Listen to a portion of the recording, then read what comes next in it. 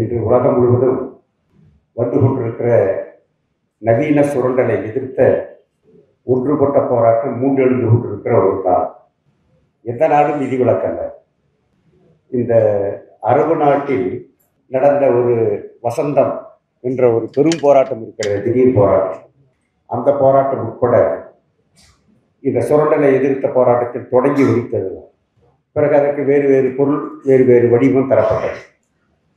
இப்போ எல்லா நாடுகளிலும் நடக்கக்கூடிய இந்த சுரண்டலுக்கு எதிரான போராட்டம் எல்லா நாடுகளிலும் அந்தந்த நாட்டினுடைய தன்மைக்கு ஏற்ப, அங்கு இருக்கிற இடதுசாரி சித்தாந்தத்திற்கும் சிந்தனைக்கும் ஏற்ப அது பெரிதாகவும் சிறிதாகவும் நடந்து கொண்டிருக்கிறது. இந்த நவீன சுரண்டல் முறை ஏற்கனவே இருந்த, இப்போ நம்ம தமிழ்நாட்டில் நீங்கள் எடுத்துக்கிட்டீங்கன்னா, தொழிலாளர்களில் நிரந்தர தொழிலாளர்கள் என்பவர்கள் தான் 100% ஒரு தொழிற்சாலைகள், நம்முடைய பழைய தொழிற்சாலைகளில். கான்ட்ராக்ட் தொழிலாளர்கள் என்பவர்கள் உற்பத்தியில் நீங்கள் ஒருத்தரை கூட பார்க்க முடியாது.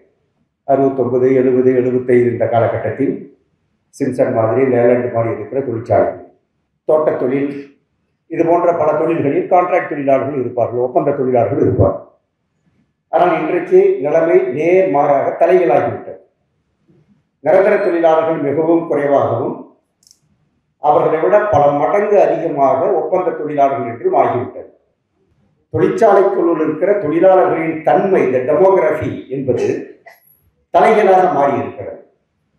இந்த 50 ஆண்டுகளில் கொஞ்சம் கொஞ்சமாக இந்த மாற்றத்திற்கு காரணம் இந்த நவீன தொழிற்சாலைகளில், உற்பத்தி ஆலைகளில் பணியாற்றுகிற தொழிலாளர்கள், ஒட்டுமொத்த தொழிலாளிகளிலே அவர்கள் 2%, 3% என்பதற்கு மேல் இல்லை. மீதமெல்லாம் முறைசாரா தொழிலாளர்கள், சட்டம் பொருந்தாத தொழிலாளர்கள். இந்த மிக குறைந்த எண்ணிக்கையில் இருக்கிற இந்த உற்பத்தியில் ஈடுபடும் அந்த தொழிலாளர்கள் தான் நம்முடைய நாட்டினுடைய வளர்ச்சி, நம்முடைய நாட்டினுடைய தொழில் வளர்ச்சி, நம்முடைய நாட்டினுடைய தொழில்நுட்ப வளர்ச்சி, நம்முடைய நாட்டினுடைய உற்பத்தி, இவை எல்லாவற்றுக்கும் அடிப்படை. அந்த தொழிலில் ஈடுபடக்கூடிய தொழிலாளர்கள் பணி நிரந்தரம், பணி பாதுகாப்பு என்ற இந்த 2 உரிமைகள் இருப்பவர்களாக இருந்தால் தொழிற்சாலையில் நாம் விரும்பியபடி சுரண்ட முடியாது. நாம் விரும்பியபடி அவர்களிடமிருந்து அதிக உழைப்பை நாம் எடுக்க முடியாது. லாபம் அங்குதானே இருக்கிறது, உழைப்புக்குள் தானே இருக்கிறது. எவ்வளவு அதிக நேரம் உழைப்பை உறிஞ்சுகிறோமோ அவ்வளவு லாபம் என்று பொருள். அதில் ஒன்று ஏற்கனவே செய்ததை விட வேகமாக, விரைவாக, எந்த ஓய்வும் இல்லாமல் வேலை வாங்குவது என்பது ஒன்று. இன்னொன்று வேலை நேரத்தையே அதிகப்படுத்துவது ஒன்று. வேலை நேரம் என்பது தொழில் உலகத்தில் அதுதான் அடிப்படை, மிக முக்கியமான விஷயம். தொழிலாளிகளுக்கும் அதுதான் மிக முக்கியமான விஷயம்.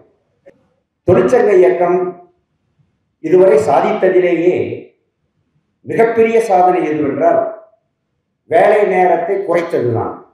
வேலை நேரத்தை குறைப்பதற்கான போராட்டம் ஒரு இடத்தில் நடந்து வந்த போராட்டம் அல்ல, வெற்றி அல்ல. பல நாடுகளில் பல ஆண்டுகள் தொடர்ச்சியாக நடந்த எழுச்சிகளின் விளை. அதுதான் மே தினம் என்று நாம் கொண்டாடுகிறோம். எத்தனையோ போராட்டம் நடக்கிறது. ஏன் மே தினத்தை உலக நாளாக நாம் கொண்டாடுகிறோம்? முதலாளிகளுடைய லாபத்தின் ஊற்று என்பது வேலை நேரம். முதலாளிகளின் லாபம் பொங்கி பிரகவிப்பது என்பது அவருடைய உழைப்பு நேரத்தை அதிகப்படுத்துகிற இடத்தில் அதை குறைப்பது என்பது முதலாளிகளால் ஏற்கவே இயலாத ஒன்று. அதை ஏற்க வைத்த போராட்டம். முதலாளித்துவ சுரண்டலுக்கு முதலில் வலுவான எதிர்ப்பை, அந்த போராட்டத்தின் மூலம் வலுவான ஒரு வெற்றியை ஈட்டிய போராட்டம் என்பதால் தான் அதை இன்றைக்கும் உலகம் கொண்டாடுகிறது. அதற்கு பிறகு எத்தனையோ பெரிய பெரிய போராட்டங்கள் நடந்திருக்கிறது. அதை கொண்டாடுவதற்கு காரணம் அதனுடைய கோரிக்கை, அது அடைந்த அந்த வெற்றி, அதாவது வேலை நேரம் என்கிற அந்த வெற்றி. இப்போ உங்களுக்கு தெரியும் வேலை நேரத்தை உயர்த்துவதற்கு எப்படி முயற்சிக்கிறார்கள். இப்போ வந்திருக்கிற 4 சட்ட தொகுப்புகளில் 4 கோடு என்று கொண்டு வந்திருக்கிறார்கள் அல்லவா? அதில் முக்கியமான ஒரு திருத்தம் 8 மணி நேரம் என்பதை 12 மணி நேரம் ஆக்குவது சட்டத்திலேயே. இதுவரை உலகத்தில் தொழிலாளி வர்க்கம் சாதித்த மிகப்பெரிய சாதனையான அந்த வேலை நேரம் என்கிற அந்த சாதனையை, இப்போதும் உலகம் கொண்டாடி கொண்டிருக்கிற ஒரு சாதனையை இந்தியாவில் நாங்கள் ரிவர்ஸ் பண்ண போகிறோம், அதை நாங்கள் திருப்ப போகிறோம் என்று ஒரு சட்டத்தை கொண்டு வருகிறார். இந்த 10 மணி நேரம் 12 மணி நேரம் என்று நம்முடைய தமிழகத்திலேயும் அதை ஸ்டாலின் கொண்டு வருவதற்கு முற்பட்டார். அந்த 4 தொகுப்புகளை அவர்கள் சட்டம் மாற்றிய பிறகும் 4 ஆண்டுகளாக அமுல்படுத்த முடியவில்லை. இதுவரைக்கும் நோட்டிஃபை பண்ண முடியவில்லை, அறிவிக்கை செய்ய இயலவில்லை. செய்ய முடியாமல் நாம் போராட்டங்களை முன்னெடுக்கிறோம். அதை செய்வதற்கு அஞ்சி அவர்கள் நிறுத்தி வைத்திருக்கிறார்கள். ஆனால் அந்த சட்டத்தில் இருக்கிற தீய சரத்துகளை ஏற்கனவே இருக்கிற சட்டத்தில் திருத்தங்களாக அமெண்ட்மெண்ட்டுகளாக செய்வது என்ற ஒரு முடிவை இப்போது செய்து கொண்டு, அதுதான் இந்த 12 மணி நேர சட்ட திருத்தங்கள் எல்லாம். இப்ப கடைசியாக நம்முடைய திராவிட முன்னேற்ற கழக அரசு கொண்டு வந்த ஒரு சட்ட திருத்தம் தெரியுமா? கடைகள் மற்றும் நிறுவன சட்டம், ஷாப்ஸ் அண்ட் எஸ்டாப்ளிஷ்மெண்ட் சட்டம் என்று ஒரு சட்டம் இருக்கிறது. அந்த சட்டத்தில் அந்த முதலாளி அந்த சட்ட சரத்துகளுக்கு ஏதேனும் விரோதமாக செயல்பட்டு விட்டால், நாம் வழக்கு போட்டு அது நிரூபிக்கப்பட்டு விட்டால் அவருக்கு 6 மாத சிறை தண்டனையும் வழங்கலாம் என்று அந்த சட்டத்தில் இருக்கிறது. ஏற்கனவே இருக்கிற சட்டத்தில் இருக்கிறது. இப்ப கொண்டு வந்திருக்கிற திருத்தம் என்னன்னா, இந்த சிறை தண்டனை என்ற அந்த தண்டனை இனிமேல் அந்த சட்டத்தில் இருக்காது. யாருக்கு இருக்காது? முதலாளிகளுக்கு இருக்காது. தவறு இழைக்கிற முதலாளிகளுக்கு சிறை அல்ல, வெறும் அபராதம் தான் என்று அந்த சட்டத்தை திருத்தி இருக்கிறார். இப்படி பல திருத்தங்கள் வந்த வண்ணம் இருக்கின்றன. இப்ப இந்த நவீன சுரண்டல் என்று வருகிற போது அவர்களுக்கு பணி பாதுகாப்பு, பணி நிரந்தரம், சட்ட பாதுகாப்பு, நிறுவனம் வெளியேற்றிவிட்டால் இது சரியா தவறா என்று நீதிமன்றத்திற்கு போகலாம், வேறு ஏற்பாட்டுக்கு போகலாம் என்கிற ஏற்பாடு எதுவும் இருக்கக்கூடாது. ஹயர் அண்ட் ஃபயர், வேலையில் அமர்த்தலாம், விருப்பம் இல்லாவிட்டால் துரத்து விடலாம். இந்த நிலை இவர் சங்கச்சோழியில மாதிரி, ரைஸ் மில்ல மாதிரி, எல்லா முறைசாரா தொழில்களிலும் இருக்கிற மாதிரி ஆலைகளிலும் அது வர வேண்டும் என்பதுதான் இப்போது முதலாளிகளுடைய கோரிக்கை. அதை நிறைவேற்றத்தான் எல்லா முயற்சியும் எடுக்கிறார். சுரண்டலை தீவிரப்படுத்துவதற்குள்ள மிக நவீன தாக்குதல். அந்த தாக்குதலின் அம்சங்கள் என்ன? 1, சட்டங்களை திருத்துவது. 2, பணி பாதுகாப்பு இல்லை மற்றது என்று ஆக்குவதற்கு முயற்சிப்பது. அதை செய்வதற்கு தொழிலாளிகளிடமிருந்து, தொழிற்சங்கங்களிடமிருந்து வலுவான எதிர்ப்பு வருகிறது என்பதால் தொழிலாளிகளினுடைய தன்மையே மாற்றுவோம். நிரந்தர தொழிலாளியா இருந்தா தானே, கான்ட்ராக்ட் தொழிலாளியா இருந்தா, ஒப்பந்த தொழிலாளியா இருந்தா, கேஷுவல் தொழிலாளியா இருந்தா, பயிற்சியாளன் என்கிற பெயரில் உன்னிடம் வேலை வாங்கினால் என்னென்ன சங்கனியை வைக்க முடியும்? ஆகவே நிரந்தர தொழிலாளி என்று வைத்துவிட்டு அவனிடம் பாதுகாப்பு இல்லை, பணி பாதுகாப்பு இல்லை என்று சட்ட திருத்தம் செய்வதை விட நிரந்தரமற்ற தொழிலாளிகள் என்பதை அதிகப்படுத்திவிட்டால், மொத்தமும் அதுதான் என்று ஆக்கிவிட்டால் அது உன்னதமான ஒரு நிலை என்று முதலாளிகள் முடிவெடுத்து கடந்த 40-50 ஆண்டுகளாகவே கொஞ்சம் கொஞ்சமாக இந்த ஒப்பந்த முறை, கேஷுவல் முறை, மற்ற முறை என்றெல்லாம் கொண்டு வந்து கொண்டே இருக்கிறார். இப்ப நீங்க தொழிற்சாலைகள் நீங்க பாத்தீங்கன்னா 100 நிரந்தர தொழிலாளி, 1000 கான்ட்ராக்ட் தொழிலாளி, 10 மடங்கு, 1:10. அதான் ஹூண்டாய், அதான் நிசான், அதுதான் எல்லா பெரிய தொழிற்சாலைகளும். அசோக் லேலண்ட்ல 1200 நிரந்தர தொழிலாளிகள் மட்டும்தான் இருக்கிறார். 30 ஆண்டுகளுக்கு முன்னால் இருந்ததை விட 3 மடங்கு உற்பத்தி அதிகரித்திருக்கிறது. லாபம் மலையாய் குவிகிறது. தொழிலாளர் எண்ணிக்கை 8000 1200 ஆகிவிட்டது. கான்ட்ராக்ட் தொழிலாளிகள் எண்ணிக்கை 8000 9000 என்று ஆகிவிட்டது. இது அசோக் லேலண்ட். எல்லா தொழிற்சாலையும் அதுதான். நீங்க எந்த தொழிற்சாலைக்கு போய் பார்த்தாலும் நிலவி அதுதான். இப்போ இந்த கான்ட்ராக்ட் தொழில், இப்ப நீங்க சென்னை மாநகராட்சியில் நடந்த அந்த போராட்டம், தூய்மை பணியாளர்கள் போராட்டம், என்ன போராட்டம்? எவ்வளவு நாளைக்கு நான் கான்ட்ராக்ட்ல இருக்கணும்? கான்ட்ராக்ட்ல இருக்கிறாங்க, 8 வருஷம் இருக்கிறான், 6 வருஷம் இருக்கிறான், அதுக்கு மேலேயாவது பணி நிரந்தரம் செய் என்பதுதான் அந்த போராட்டம். அது மேலும் தீவிரப்படும். அது ஒரு பக்கம். எல்லா இடங்களிலும் அரசு அலுவலகங்கள், நிறுவனங்கள் அனைத்திலும் ஒப்பந்த முறை என்பதுதான் இந்த நவீன சுரண்டல் முறையில் மிக முக்கியமான ஒரு கருவியாக அவர்கள் வைத்திருக்கிறார். எந்த பாதுகாப்பும் கிடையாது. அவர்களை நீங்கள் சங்கமாக மற்றதாக திரட்ட முற்படுகிற போது வீட்டுக்கு அனுப்பிவிட்டால், டிஸ்மிஸ் செய்து விட்டால் நமக்கு நடவடிக்கைக்கு வேறு வழி இல்லை. ஆகவே அவர்கள் சங்கத்திற்கு வரமாட்டார்கள். இதெல்லாம் முதலாளிகள் கணக்கு. அப்படி இந்த ஒப்பந்த முறை என்பது மிகப்பெரிய அளவுக்கு வந்துவிட்டது. அதற்கு பிறகு அதைவிட மோசமாக, ஒப்பந்த தொழிலாளி என்று சொன்னால் கூட சில பாதுகாப்புகள் சட்டத்தில் இருக்கிறது. சம வேலைக்கு சம ஊதியம், நிரந்தர தொழிலாளி செய்கிற அதே சம்பளத்தை அவனுக்கு தர வேண்டும். நேற்று கூட உச்சநீதிமன்றத்திலே ஒரு தீர்ப்பு வந்திருக்கிறது. இன்றைக்கு நாளேடுகளில் நீங்கள் பார்த்திருக்கலாம். செவிலியர்கள், நீ கான்ட்ராக்ட் செவிலியர்கள் என்று வைக்கிறீர்கள். நம்முடைய அரசு மருத்துவமனைகள் தமிழ்நாட்டில் வழக்கு போட்டு என் சம்பளம் ஏன் குறைவா இருக்கு, அந்த செவிலியர் செய்கிற வேலையை தானே நான் செய்கிறேன், ஆகவே ஈக்குவல் ஒர்க் ஈக்குவல் பே என்று உச்சநீதிமன்றத்திற்கு செவிலியர்கள் வழக்கு போட்டார்கள். அது உயர்நீதிமன்றம் முடிஞ்சு உச்சநீதிமன்றத்திற்கு போய் உச்சநீதிமன்றம் இப்போது சொல்லி இருக்கிறது, பணி நிரந்தரம் இருக்கிற அரசு செவிலியர்களுக்கு என்ன சம்பளமோ அந்த சம்பளத்தை இந்த ஒப்பந்த செவிலியர்களுக்கும் வழங்க வேண்டும் என்று தீர்ப்பு கொடுத்திருக்கிறது. அரசாங்கத்தினுடைய டிஃபென்ஸ் என்ன, பதில் என்ன? எங்களிடம் பணம் இல்லை, ஆகவே கொடுக்க முடியவில்லை. இலவசம் கொடுக்க பணம் இருக்கிறதா?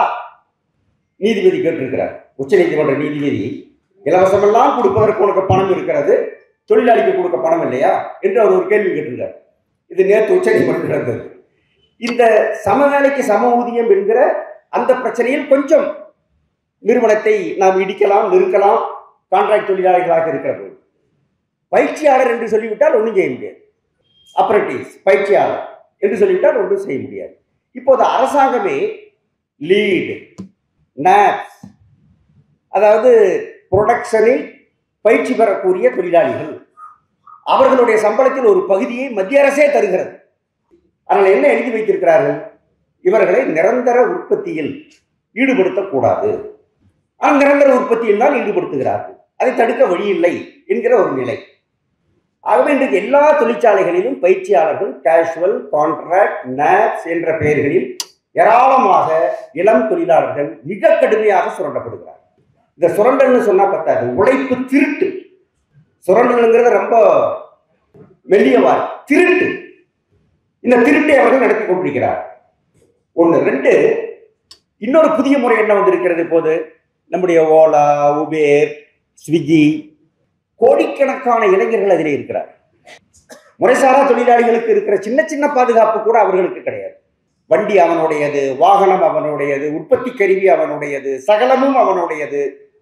ஆனால் வெறும் செயலி ஒன்றை மட்டும் வைத்துக் கொண்டு இவனுடைய உழைப்பை வாங்குவதும், இவனுக்கு கிடைக்க வேண்டிய பணத்தில் ஒரு பகுதி அவர்கள் எடுத்துக் கொள்வதும் என்பது உலகத்தில் நடக்கிற மிக மோசமான கொள்ளை. இதுவரைக்கும் அடிமை காலத்தில் இருந்ததை விட கொடுமையான கொள்ளை.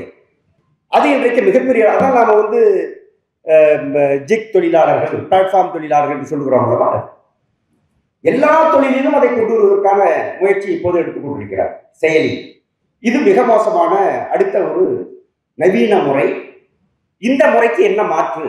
இப்ப தொழிற்சங்கத்திலிருந்து இந்த எல்லா முறையை எதிர்த்தும் நாம் முயற்சிக்கிறோம். நாம என்ன சொல்றோம்? தொழிலாளி வர்க்கம் என்ன சொல்லுது?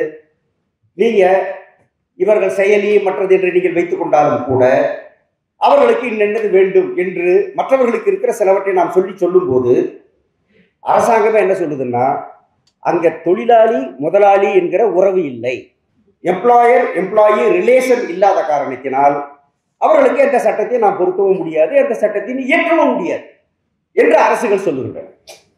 ஆனால் உண்மை என்ன? நான் உழைக்கிற போது இந்த உழைப்பின் பலன் யாருக்கு போகிறதோ அவன் தான் என்னுடைய எம்ப்ளாயர். யாரோ ஒருத்தர் அதை அனுபவிப்பான்ல, யாரோ ஒரு கார்பரேட், யாரோ ஒரு குழுமம், யாரோ ஒரு குழு அதை அனுபவிக்கும்ல, அதுதான் என்னுடைய எம்ப்ளாயர். நான் கவர்மெண்ட் கிட்ட வாதிட்டு பார்த்தேன். ஏங்க, நான் உழைக்கிறதுனால எவனுக்கு லாபம் வருதோ, எவனுக்கு பணம் போகுதோ, எவனுக்கு அதனால ஆதாயம் இருக்கிறதோ அவன் என்னுடைய எம்ப்ளாயர். ஏன் அதை ஒத்துக்கொள்ள மறுக்கிறீர்கள்? கேட்டால் பதில் இல்லை. உடனே இப்போ எல்லாரும் என்ன செய்யறாங்க? அவங்களுக்கு ஒரு நல வாரியம், அதில் பூரா மெம்பர் ஆகிக்குங்க, உங்களுக்கு ஏதாவது ஒரு கஷ்டம்னா மருந்து போட்டு விடுறோம், பிச்சைக்கார மாதிரி. இது மிக மோசமான சுரண்டலாக இன்றைக்கு வந்து கொண்டிருக்கிறது. இப்ப எல்லா இடங்களிலும் தொழிற்சங்கம் கான்ட்ராக்ட் தொழிலாளிகளை, ஒப்பந்த தொழிலாளிகளை, நிரந்தரமற்ற தொழிலாளர்களை அணி திரட்டுவது என்பதற்கான முயற்சியில் ஈடுபடுவது என்பதுதான் தொழிலாளிகள் செய்ய வேண்டியது. இந்த நவீன சுரண்டல்களை எதிர்த்து அப்படி செய்கிற போது கஷ்ட நஷ்டம் இருக்கும். 150-200 ஆண்டுகளுக்கு முன்னால் தொழிலாளர்கள் நடத்திய போராட்டங்களின் போது, அதாவது இந்த உற்பத்தி மேனுஃபேக்சரிங் இண்டஸ்ட்ரியில சொல்றேன், முறைசாரா அல்ல, அப்போது என்ன கொடுமைகளை நாம் எதிர்கொள்ள நேர்ந்ததோ அதே போன்ற கொடுமைகளை எதிர்கொள்ள நேரிடும். ஆனால் அதை நாம் செய்ய வேண்டும், செய்ய முடியும். இப்ப நீங்க சொன்னா நம்ப மாட்டீங்க. நீங்க வல்லூர் என்கிற அனல் மின் நிலையம் ஒன்று இருக்கு. திருவள்ளூர்ல வல்லூர், அங்கே ஒரு அனல் மின் நிலையம் இருக்கிறது. கிட்டத்தட்ட 2000 பேர், 2000 பேரும் கான்ட்ராக்ட். அத்தனை பேரும் ஸ்கில்டு ஒர்க்கர். அவன் தான் கரண்டே உற்பத்தி பண்றான், அவன் தான் மின்சாரத்தை உற்பத்தி பண்ணி வெளியே அனுப்புறான். ஒரு நிரந்தர தொழிலாளி கூட கிடையாது. இது அரசு நிறுவனம். தூத்துக்குடியில் அதே மாதிரி ஒரு அனல் மின் நிலையம் இருக்கிறது. மிக அடிப்படையான கேந்திரமான தொழில்களில், மின் உற்பத்தி தொழில்களிலேயே இதுதான் நிலை என்றால் நீங்கள் அடுத்து என்ன வரும் என்பதை நீங்கள் யூகிக்கலாம். ஆனா அந்த தொழிலாளர்கள் 1 வருடம், 2 வருடம், 5 வருடம், 6 வருடம் என்று பார்த்துவிட்டு இப்போது முடிவுக்கு வந்து விட்டார்கள். சங்கம் அமைப்போம், எங்களுக்கு சங்கத்தை தடுக்க நீங்கள் நினைத்தால் உற்பத்தியை நிறுத்துவோம் என்று முடிவெடுக்க சங்கத்தை அமைத்திருக்கார். சங்கம் வந்து விட்டது. சங்கம் வந்தோடனே அது இது நடவடிக்கை அப்படி எல்லாம் செய்து பார்த்தார்.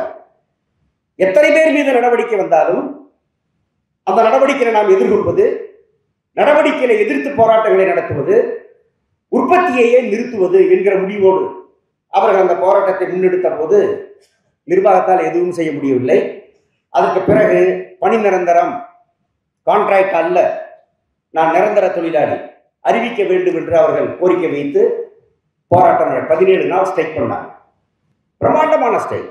என்னென்னவோ செய்து பார்த்தார்கள், ஸ்ட்ரைக்கை உடைக்க முடியவில்லை. கடைசியில இப்போ நல்ல சம்பள உயர்வை பெற்று இருக்கிறார்கள். கிட்டத்தட்ட 30,000 ரூபாய் சம்பள உயர்வு அவர்கள் வாங்கப் போகிறார்கள். அது மிகப்பெரிய சாதனை. அடுத்து பணி நிரந்தரம் என்கிற போராட்டத்திற்கு அவர்கள் இப்போது திட்டமிட்டு கொண்டிருக்கிறார்கள். நீங்க கான்ட்ராக்ட் என்றோ எந்த பெயரில் தொழிலாளி நீங்கள் வைத்தாலும், உழைப்பு திருட்டுக்கும் சுரண்டலுக்கும் ஒருவனை நீங்கள் உட்படுத்தினாலும் அதை எதிர்த்து அவன் எழுவான். அதை எதிர்த்து முறியடிக்க அவன் போராடும். அவனை அவன் ஒன்றுபடுத்திக் கொள்வான். இந்த அடிப்படை மார்க்சிஸ்ட் இது. அதுதான் இன்றைக்கு எல்லா இடங்களும் நடக்கிறது. உங்களுக்கு பெங்களூர் ஹைவேல 15,000 பெண்கள், 18 வயசு 20 வயசு பெண்கள், ஃபாக்ஸ்கான்ல வேலை பார்த்த பெண்கள் ஒரு இடத்துல அடைச்சு வச்சு அப்படியே வேலைக்கு கூட்டி போவான். சொல்ற வேலை பூரா செய்யணும். அப்படியே கூட்டு வந்து கொஞ்சம் சோறு போட்டு படுக்க வச்சிருவோம். இப்படிதான் இன்னைக்கு பஞ்சாலைகள் இருக்கிறது. பஞ்சாலைகள்ல நீங்க பாத்தீங்கன்னா அவங்களுக்கு ஒரு ஹாஸ்டல் மாதிரி ஒன்று கட்ட வேண்டியது, அதுல ஒரு 2 டிவி வச்சிட வேண்டியது, 12 மணி நேரம் வேலை வாங்க வேண்டியது, உள்ள கொண்டு போய் நீங்க இங்க படுத்துங்கன்னு சொல்ல வேண்டியது. எப்ப அவர்களுக்கு தேவையோ போதுமான ஆள் வர வேண்டிய உடனே வந்து கூப்பிட வேண்டியது. இல்லைங்க நான் இப்போ வர முடியாது, எனக்கு அந்த 3 நாட்கள், அதெல்லாம் பிரச்சனை, நம்ம மாமா என்று இழுத்து கொண்டு போவோம். எந்த விதமான கன்சிடரேஷனும் கிடையாது. ஒரு வயிற்று வலி, மற்ற வழி, எதுக்கும். இது அந்த காலத்துல ஏங்கல்ஸ் எழுதின இந்த ஒர்க்கிங் கிளாஸ் இன் இங்கிலாந்து அந்த புத்தகத்தை படிக்கிற மாதிரி தான் இருக்கு. அந்த பெண்கள், அவங்களுக்கு அரசியல் கட்சி தெரியாது, தொழிற்சங்கம் தெரியாது, நேராக பள்ளிக்கூடத்திலிருந்து கூட்டு வந்த பெண்கள் அவர்கள். அவங்க திடீர்னு போராடி ரோட்டுக்கு வந்து 2 நாட்கள் பெங்களூர் ஹைவேல ஒரு வாகனம் போக விடாமல் தடுத்து விட்டார். தெரியுமில்ல, ஒரு 3 வருஷத்துக்கு முன்னாடி. யாரும் சொல்லலை, எங்களுக்கு தெரியாது, யாருக்கும் தெரியாது. எப்படி இந்த போராட்டம் வந்தது? இதுதான் கிளாஸ் இன்ஸ்டிங், இதுதான் கிளாஸ் வார். நீங்க தடுக்கவே முடியாது. 3 மந்திரி வந்து கச்சகரன்னு அடிச்சு பார்த்தாங்க. வந்தவங்க, அம்மா நான் மந்திரிமா, இருந்துட்டு போவா, இந்த பொண்ணு சொல்லுது. இதெல்லாம் வீடியோ இருக்கு. மந்திரி இருந்தா இருந்துட்டு போ, நீ யாரா இருந்தா எனக்கனியா?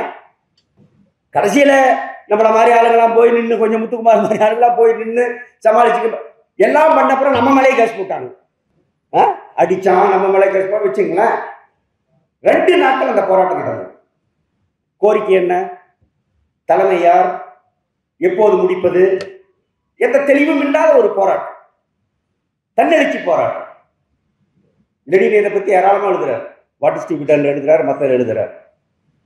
இந்த தன்னெழுச்சி போராட்டங்கள் என்பது வெடிக்கும், அது உரிய இலக்க போய் அடையாது. அதுக்காக தன்னெழுச்சி போராட்டத்தை நம்ம குறை சொல்லி புண்ணியவும் இல்லை. அந்த போராட்டங்களை நாம் தலையிட்டு அதை முறைப்படுத்தி ஒழுங்குபடுத்தி கொண்டு செலுத்த முற்பட வேண்டும், முயற்சிக்க வேண்டும். அவர் நிறைய எழுதுறார், பார்ட்டிசிபென்ட் எழுதுறான்னு வச்சுங்களேன். இப்போ இந்தியா முழுவதும் தொழில் பகுதிகளில் இந்த தன்னெழுச்சி போராட்டங்கள் வெடிப்பதற்கான சூழ்நிலைமை மிக தீவிரமாக இருக்கிறது. எப்போது வேண்டுமானாலும் போராட்டங்கள் வெடிக்கும். காஞ்சிபுரத்தில் வெடிக்கும், எங்கிருந்தாலும் வெடிக்கும், நீங்க எதிர்பார்க்கலாம். நான் பல முதலாளிட்டையும் சொல்றேன், நான் அவங்களை சந்திக்கிறப்ப சொன்னேன், பாருங்க ரொம்ப நாளைக்கு இது நிற்காது, ஓடாது. அமைச்சர் டிஆர்பி ராஜா கிட்டையும் சொன்னேன், நீங்க என்னமோ வெளிநாட்டுக்கு போறேன் கொண்டு வாங்க, எல்லாம் பண்ணுங்க நீங்க. ஆனா இந்த நிலைமைகளில் நீங்கள் மாற்றம் செய்யாவிட்டால் போராட்டங்கள் பிடிக்கும், தடுக்க முடியாது. இந்த சுரண்டலை எதிர்த்த இந்த போராட்டங்கள் என்பது மிக அதிகமாக ஒரு வெடிப்பு சூழல் என்பது இன்றைக்கு இருக்கிறது. பல இடங்களில் பல நாடுகளில் இது வெடிக்கிறது, நெடும் போராட்டங்களாகவும் நடக்கிறது. என்ன பிரச்சனைன்னா, இத ஒரு ஒரு முறைப்படுத்தி ஒழுங்குபடுத்தி வகைப்படுத்தி அந்த கோரிக்கைகள் என்பதையெல்லாம் இது பண்ணி அதை ஒரு குறிப்பிட்ட சேனலைஸ் பண்ணி கொண்டு போறதுலாம் பிரச்சனை இருக்கு. எங்க நாம ஒழுங்கா நம்ம பலவீனமா இருக்கிறோமோ, எங்க நம்ம இல்லையோ அந்த இடங்கள்ல அது தோல்வியை சந்திக்கிறது அல்லது வேறு விதமாக அது பயன்படுத்தப்படுகிறது, சீர்திருத்தவாதிகளால் பயன்படுத்தப்படுகிறது, இதெல்லாம் நடக்குது. ஆனா இறுதியில் தொழிலாளிகள், இப்ப காஞ்சிபுரத்தின் உதாரணம் அதுதான், எல்லாரையும் பார்த்த அப்புறம் தான் நம்ம கிட்ட வர, எல்லா சங்கத்தையும் பார்த்த அப்புறம் எங்க போறது, கடைசியா வர சாம்சங்ல 16 வருஷம் கழிச்சு நம்ம கிட்ட வந்தாங்க. மிக மோசமான சுரண்டல்ங்க சாம்சங். பணி நிரந்தரம்லாம் உண்டு அவனுக்கு, ஆனா அடிமைத்தனம், சங்கம் இல்லை, சங்கம் வைக்க விட்டல. கடைசியில் அவன் என்ன முடிவு பண்ணா, சங்கத்தை வைக்கிறத தவிர வழி இல்லைங்கிற முடிவுக்கு சொந்த அனுபவத்தில் வந்தான். எல்லாத்துக்கிட்டையும் விசாரிச்சுட்டு நம்ம கிட்ட வந்தாங்க, சிஐடி கிட்ட வந்தாங்க. நாம ஒன்றும் அவசரப்பட்டுலாம் சங்கம் வைக்கல, வம்பாது 5 பேர் 10 பேர் பலி கொடுக்கறது தப்பு. சேதம் இல்லாமல் அல்லது குறைவான சேதத்தோடு அந்த போராட்டத்தை நடத்த வேண்டும். அது ரொம்ப ரொம்ப முக்கியமானது போராட்டத்தில். இல்லைன்னா போராட்டத்தின் மீது மதிப்பு. பிறகு அவர்களுக்கு ஏராளமாக பேசி பண்ணி நிதானமாக இருந்து கடைசியில் போராட்டத்தை, சங்கத்தை அமைத்து போராட்டத்தை நாம் தொடங்கினோம். போராட்டத்தை தொடங்குற போது நம்முடைய ஒரே உத்தி என்னன்னா, ஒரு தொழிற்சாலையில் ஒரு போராட்டத்தை நடத்துகிற போது அங்கே சின்ன சின்ன வன்முறை, வயலன்ஸ், ஒரு கல்லடிக்கிறது, இது பண்ணுறது, அல்லது எவனா ஒரு கருங்காலி அடிச்சு விடுறது, அல்லது ஒரு அதிகாரி அடிச்சு விடுறது, இந்த மாதிரியான வேலைகள் போராட்டத்தை வெற்றிக்கு இட்டு சென்றதாக வரலாறே கிடையாது. எந்த சூழ்நிலையிலும் நம்முடைய போராட்டம் நமக்கும் போலீஸுக்குமான போராட்டம் ஆகாமல், நம்முடைய கோரிக்கை சங்கம் என்பதை தாண்டி கைது செய்தவனை விடுதலை செய், ஜாமீனில் வெளியே விடு, வழக்கை ரத்து செய் என்ற கோரிக்கையாக அது மாறிவிடக்கூடாது. இந்த கோரிக்கையை மாற்றுவதற்கு அவர்கள் முயற்சிப்பார்கள். இந்த கோரிக்கையை நீங்க 10 பேர் பிடிச்சி கேஸ் போடுற, நீங்க என்ன பண்ணுவீங்க? கேஸ் தான், அதுதான் கோரிக்கையா இருக்கு. அப்படி ஆக விடக்கூடாது. 37 நாட்கள் நடந்த போராட்டத்தில் அப்படி ஒரு சம்பவத்திற்கும் அந்த தொழிலாளிகள் துளியும் இடம் கொடுக்காமல் அவர்களால் எதுவுமே செய்ய முடியும், இந்த மாதிரி வழக்கு போட முடியவில்லை. ஆனால் நம்ம எங்கும் நிற்க விடாமல் துரத்தி கொண்டே இருந்தார். ஆனால் அந்த தொழிலாளிகள் நீங்க பார்க்கணும். எனக்கு இப்போ நினைச்சா நான் ஆச்சரியமா இருக்கு. நான் 50 வருஷமா நான் பார்க்குறேன் டிவிஎஸ் போராட்டம், எல்லா போராட்டங்களும், இங்கே நடந்த பெரும் போராட்டங்கள் அனைத்திலும் சம்பந்தப்பட்டவர்கள் என்ற முறையில் அப்போது இருந்த அந்த தொழிலாளிகளுடைய வீரத்திற்கும் அவருடைய விவேகத்திற்கும் கொஞ்சமும் சளைக்காமல் இன்றைய தலைமுறை எப்படி போராடுகிறது என்பதை நான் சாம்சங்ல பார்த்தேன். என்னென்னமோ பண்ணி பார்க்குறான் போலீஸ். இந்த பக்கம் அடிச்சானா அந்த பக்கம் திறந்துக்கிட்டு வரான், அந்த பக்கம் அடிச்சானா இந்த பக்கம் திறந்துக்கிட்டு வரான். கடைசியில் எங்கேயும் நிற்கக்கூடாது என்று சொன்னால், பிறகு நம்ம பிரைவேட் லேண்டில் போட்டோம். பிரைவேட் லேண்ட்லையும் நிற்க விடாமல் தடுக்கிறதுக்கு அந்த லேண்ட் ஓனர்கிட்ட போய் நீ உடனே இவர்களை காலி பண்ண சொல்லணும், இல்லைன்னா உன் மேலே நடவடிக்கை வரும், உன் மேலே வழக்கு எங்க மைக் செட்டுக்காரன் நமக்கு கொடுக்கூடாதுன்ட்டான், பந்தல் நமக்கு கொடுக்கூடாதுன்ட்டான், கல்யாண மண்டபம் நமக்கு கொடுக்கூடாதுன்ட்டான். அங்கே இருக்கிற எந்த காலி மனையினுடைய ஓனரும் நமக்கு அந்த நிலத்தை பயன்படுத்த அனுமதிக்க கூடாதுன்னு சொல்கிறோம். இப்படி நீங்கள் பண்ணால் எப்படி போராடுவீங்க? இவ்வளவு கெட்டு, இவ்வளவு அக்கிரமம். இத்தனையும் தாண்டி அந்த தொழிலாளிகள் மாறி மாறி மாறி மாறி இடம் மாறி அந்த போராட்டத்தை நடத்தார்கள். கடைசியில் வேற வழி இல்லாமல் அவர்கள் கோரிக்கை ஏற்க வேண்டிய நிலை ஏற்பட்டது. இப்போது சம்பள உயர்வும் பெற்று அவர்கள் உள்ளே போய்விட்டார்கள். நடந்து கொண்டிருக்கிறது என்று வைத்துக் கொள்ளுங்கள். இதே நிலை எல்லா இடங்களிலும் வரும், அனைத்து இடங்களிலும் வரும். இதை தாண்டி இப்ப நீங்க ஐடி இண்டஸ்ட்ரியோட நிலைமை என்ன? கிட்டத்தட்ட இப்ப அவங்களுக்கு சங்கம் வைத்துக் கொள்ள உரிமை உண்டு என்று உயர்நீதிமன்றம் தீர்ப்பே கொடுத்திருக்கிறது. ஆனால் சங்கம் வைக்க அஞ்சுகிறார்கள். அஞ்சுவது இயற்கை, அச்சம் என்பது இயற்கை. வேலை போயிருமோ, இதுவும் போயிருமோ என்று அவர்கள் கருதுவது. ஆனால் கொஞ்சம் கொஞ்சமாக அங்கு ஏற்படுகிற நிலைமை காரணமாக இப்போ அந்த தொழிலாளிகளும் சங்கம் மற்றது என்று வர தொடங்கி இருக்கிறார். பெங்களூர்ல பெரிய போராட்டத்தை முன்னெடுத்தார். கும்பல் கும்பலா 15,000 பேர் டிஸ்மிஸ், 15,000 பேர் வேலையை விட்டு நிறுத்தப்பட்டார்கள். டிசியை சொல்றான், 15,000 பேர்னு சொல்ல மாட்டேன்றான். மொத்த தொழிலாளர் எண்ணிக்கையில் 0.2% வெளியேற்றப்பட்டிருக்கிறார்கள். 0.2% நீங்க என்ன நினைப்பீங்க? அவ்வளவுதான் இருக்கு. ஆனா 15,000 அதனுடைய நம்பர் 15,000.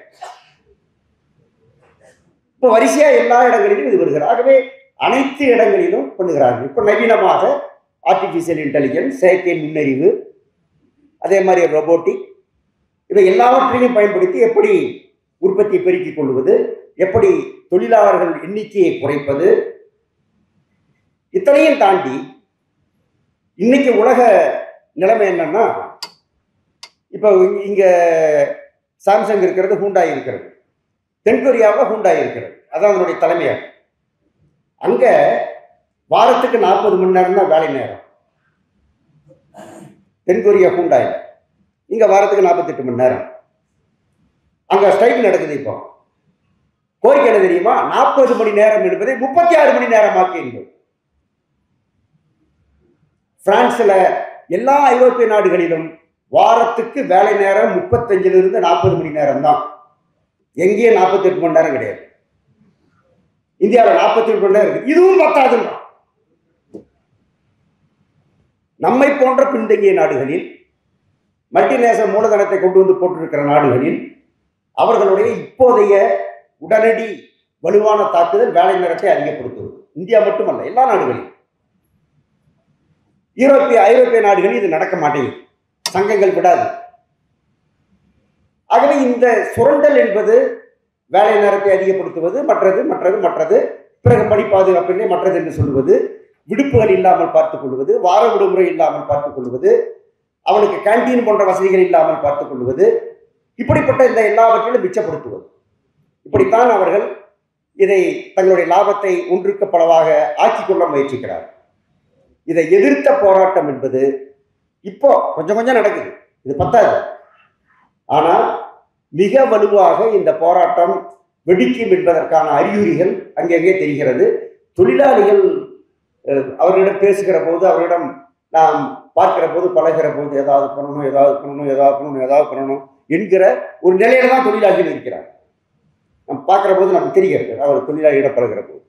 நம்முடைய தேவை, தொழிலாளி வர்க்கம் செய்ய வேண்டியது, இருக்கிற சங்கத்தவர்கள் அல்லது இது போன்ற நிலையில் மாற்றம் வேண்டும் என்று கருதுகிற கொள்கைக்கும் சித்தாந்தத்திற்கும் சொந்தக்காரர்கள், கம்யூனிஸ்டுகள், மற்றவர்கள் ஏராளமாக கிராமமாக மற்ற பகுதிகளுக்கு, அவர்கள் வாழும் பகுதிகளுக்கு சென்று அவர்கள் வாழ்க்கை குறித்த தரவுகளை, எப்படி வாழ்கிறார்கள், என்ன வருமானம் வருகிறது, அந்த குடும்பம் எப்படி நடக்கிறது என்பது உள்ளிட்ட எல்லா தரவுகளையும் நாம் சேகரிக்க வேண்டும். அந்த தரவுகள் அடிப்படையில் நம்முடைய முழக்கங்களை, கோரிக்கைகளை நாம் உருவாக்க வேண்டும்.